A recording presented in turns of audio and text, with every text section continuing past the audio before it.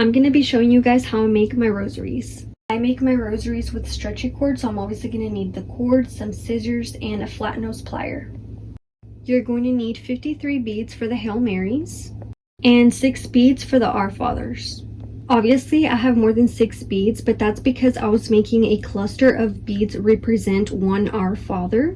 And this is just to show you that you can either get creative or just use 6 simple beads.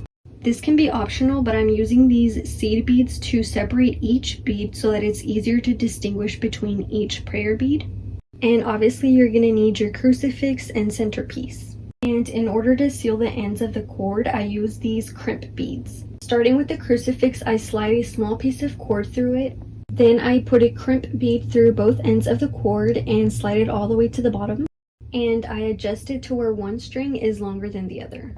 And with the plier, I go ahead and crimp the bead. Then you add your first Our Father bead, which mine is represented by this cute little flower and white bead. And don't forget to add your seed beads in between each prayer bead if you choose to include them. After the Our Father bead, you're going to follow it up with 3 Hail Mary beads, and then finish it with another Our Father bead.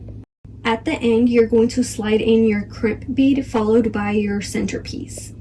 And then you're going to slide your cord once again through that same crimp bead. And you crimp your bead and cut off any excess cord. And now you have the bottom part of your rosary done. For the rest of the rosary, you're going to need a longer piece of cord, and we're going to set it up the same way that we did for the crucifix. This is where we are then going to add the 10 Hail Mary beads with seed beads or spacer beads in between if you choose to use them. After the 10 Hail Mary beads, you're going to put an Our Father bead, which can be a singular bead, or you can get creative. Like, for example, I used this bundle of beads to make a flower.